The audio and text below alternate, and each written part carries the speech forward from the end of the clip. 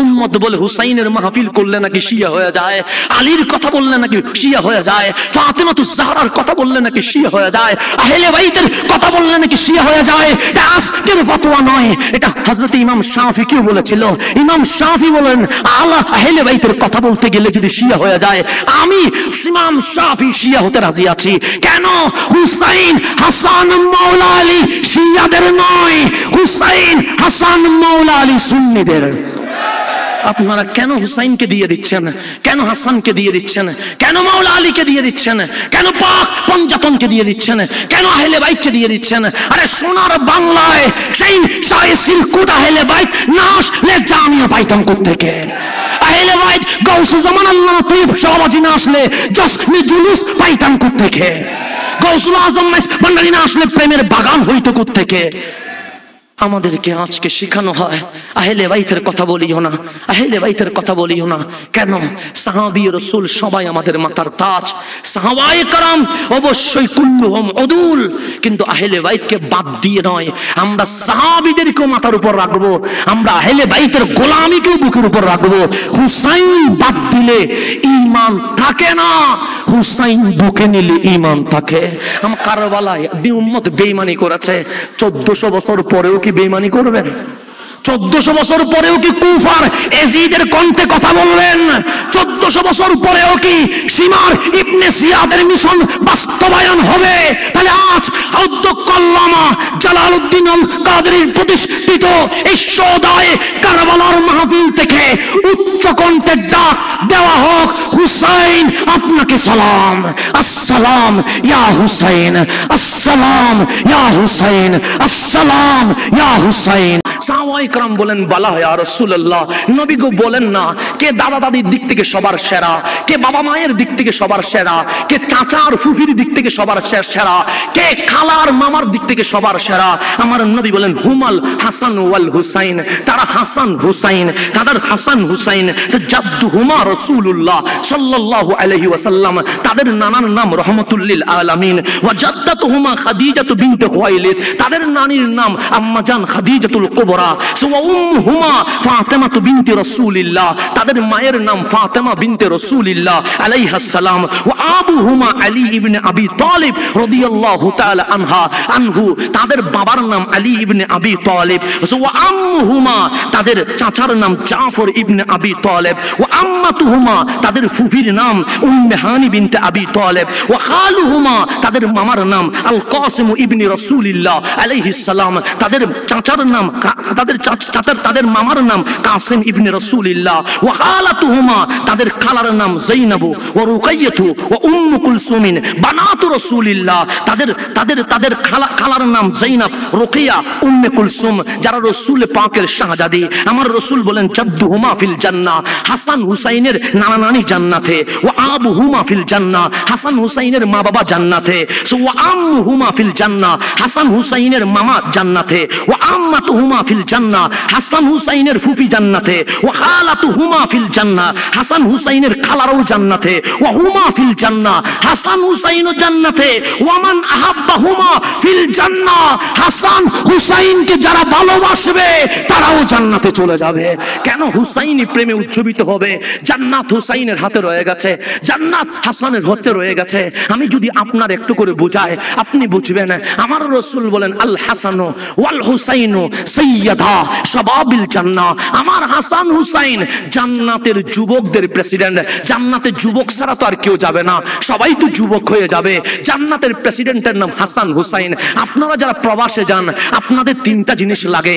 1 number passport লাগে, 2 number visa লাগে, 3 number পাসপোর্টও আছে ভিসাও আছে, কিন্তু মালয়েশিয়ায় গিয়ে ইমিগ্রেশনে যখন গেলেন, ইমিগ্রেশন যদি আপনাকে ঢুকতে না দেয়, পাসপোর্ট ভিসা থাকার পরেও কি যেতে পারবেন? পারবেন। লাল ক্রস চিহ্ন মেরে দিলে এখানে আর মামলা করার কোনো সুযোগ নাই। তখন মালয়েশিয়ার আপনাকে বলবে সরকার তোমাকে আমার পছন্দ হয় নাই, আপনি জান্নাতে যাবেন, আপনার 3টা জিনিস লাগবে। 1 নাম্বার পাসপোর্ট, পাসপোর্ট মানে ঈমান লাগবে। 2 নাম্বার ভিসা, নামাজ এটার নাম ভিসা, রোজা এটার নাম ভিসা, হজ এটার নাম ভিসা, যাকাত এটার নাম ভিসা, কোরআন তেলাওয়াত এটার নাম ভিসা, তাসবিহ তাহলিল এটার নাম ভিসা। পাসপোর্টও মিলে গেছে, ভিসাও মিলে গেছে, কাল হাসরের ময়দানে উঠে গেছেন, মালিকের সামনে গেলেন, মালিক বলবে আমল নামা দে, পাসপোর্ট দিলেন, ঈমান আছে। আপনার যখন পেজগুলো উল্টাচ্ছে, ভিসাও আছে, আপনারা বললেন যাও ইলাল জান্নাহ, জান্নাতে যাও। কামলিওয়ালা বলছে আল হাসানু ওয়াল হুসাইনু সাইয়্যিদা শাবাবিল জান্নাহ, হাসান হুসাইন জান্নাতের যুবকদের প্রেসিডেন্ট। ওই জান্নাতের ইমিগ্রেশনে যখন যাবেন, দেখবেন কম্পিউটারের সামনে ইমিগ্রেশন অফিসার হাসান হুসাইন বসে আছে। হাসান হুসাইন বসে আছে, হাসান হুসাইন বসে আছে। আপনি এখন ইমিগ্রেশনে যাবেন, আপনি যখন এয়ারপোর্টে যাবেন, আপনার ফিঙ্গার দিতে হয় কি হয় না? ফিঙ্গার দিলে আপনার অতীতের রেকর্ড কম্পিউটারে শু হয় কি হয় না? তো আমার রাসূল বলছে আল হাসানু ওয়াল হুসাইনু সাইয়্যিদা শাবাবিল জান্নাহ, জান্নাতের প্রেসিডেন্টের নাম হাসান হুসাইন।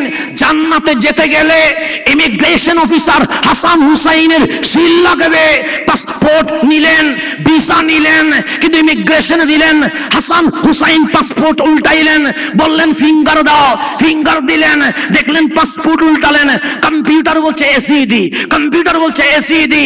হুসাইন বলবে এসিডি জান্নাত যেতে পারে না, এজিদে জান্নাত যেতে পারে না।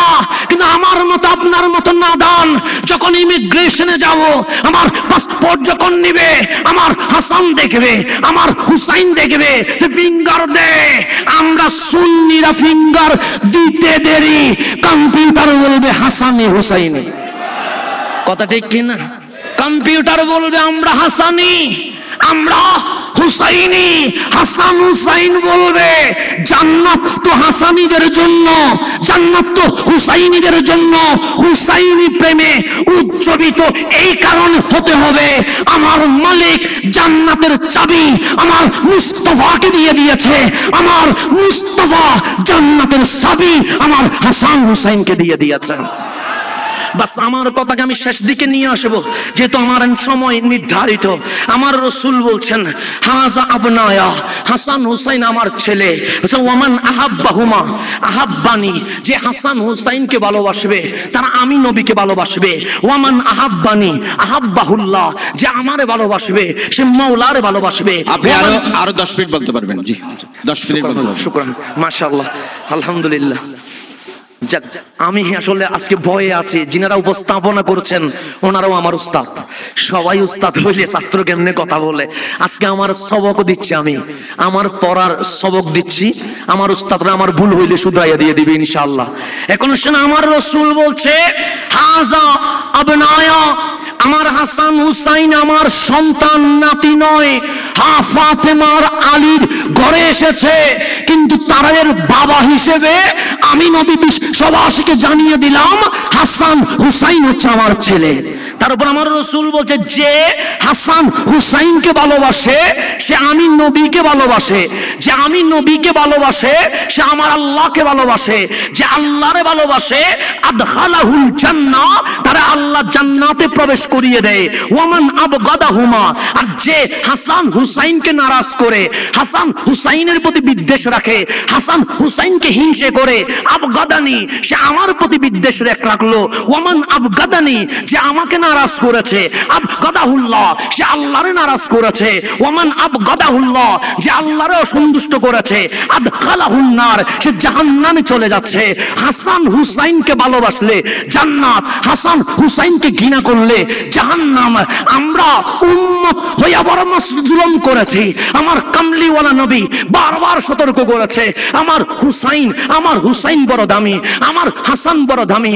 হুসাইন মিন্নি, হুসাইন আমার থেকে, ও আনা মিন হুসাইন, আমি হুসাইন থেকে।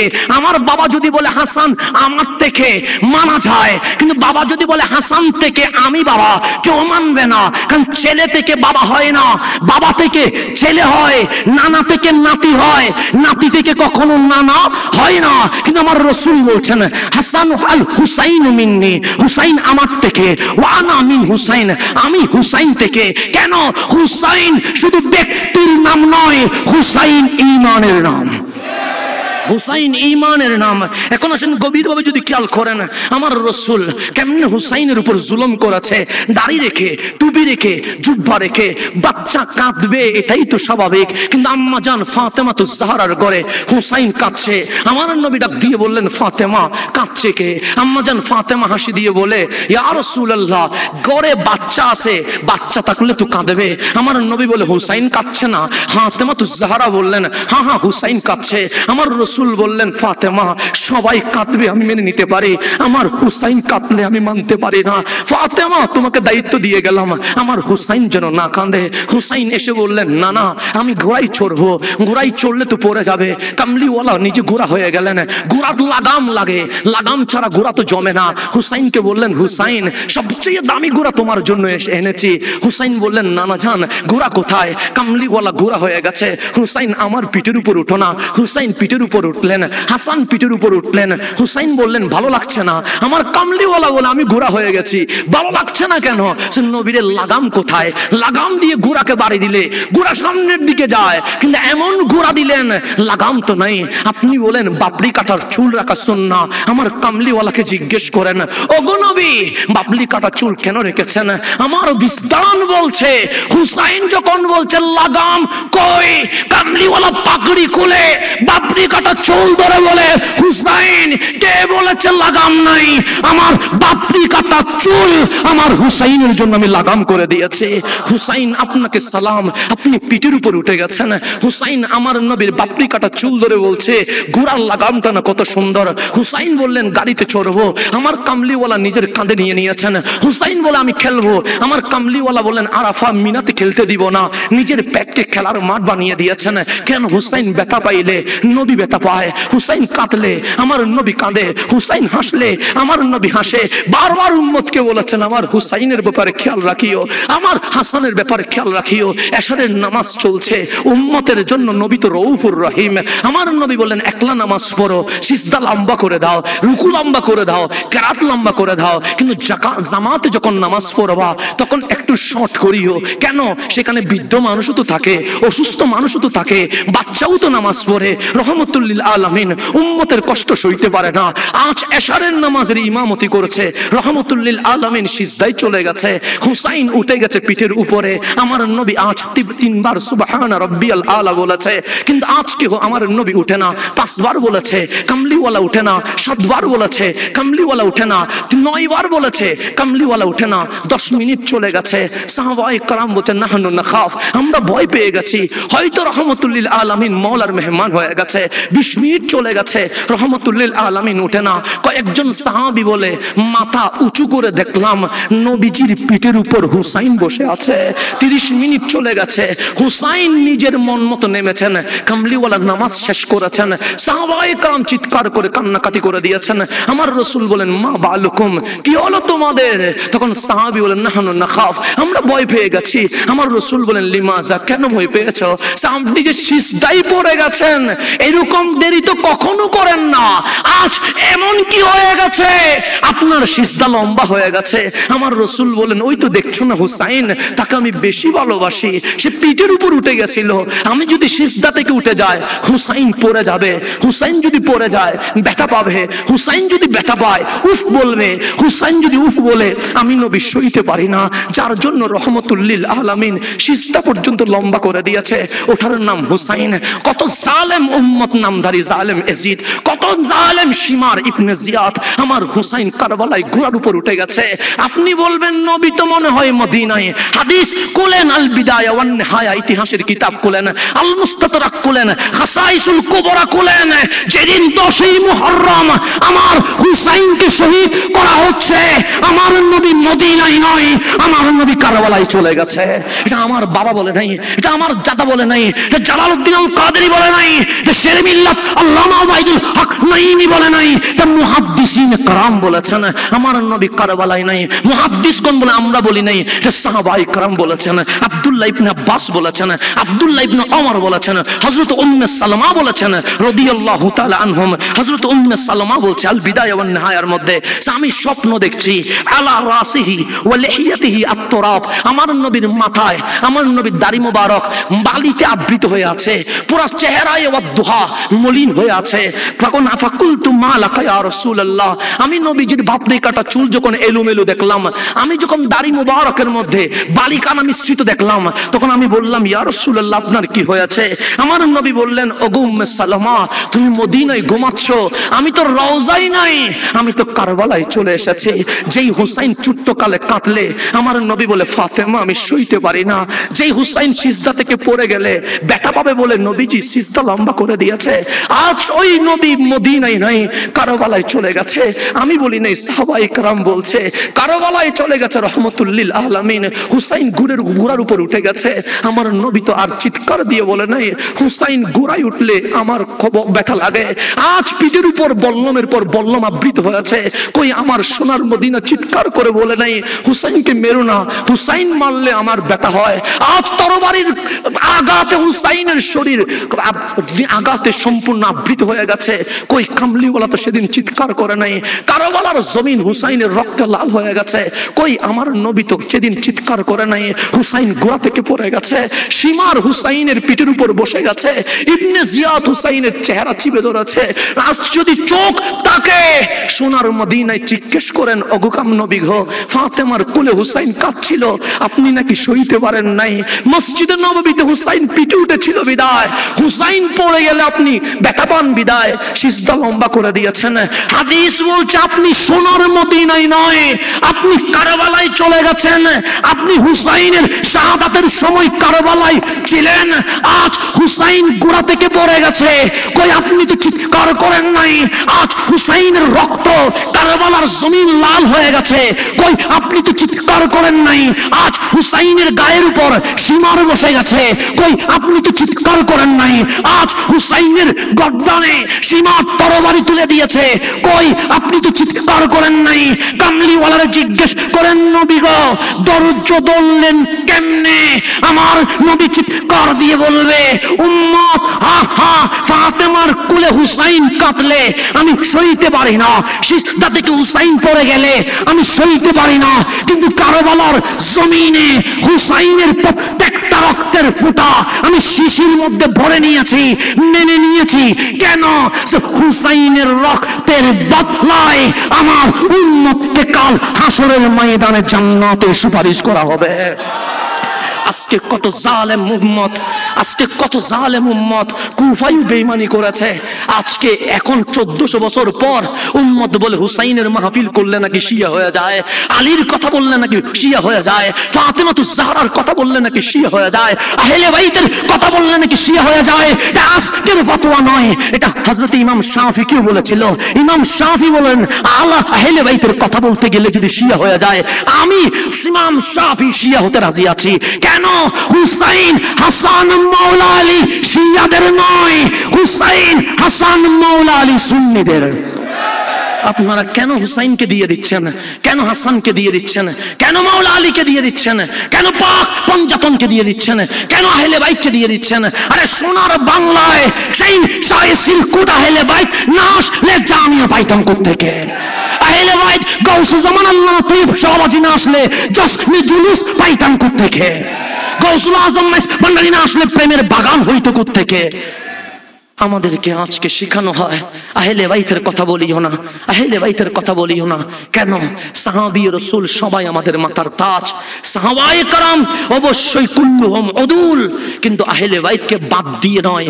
আমরা সাহাবীদেরকে মাথার উপর রাখবো, আমরা আহলে বাইতের গোলামিকে বুকের উপর রাখবো। হুসাইন বাদ দিলে ঈমান থাকে না, হুসাইন বুকে নিলে ঈমান থাকে। আমরা কারবালায় উম্মত বেঈমানি করেছে, 1400 বছর পরেও কি বেঈমানি করবেন? 1400 বছর পরেও কি কুফার এজিদের কণ্ঠে কথা বললেন?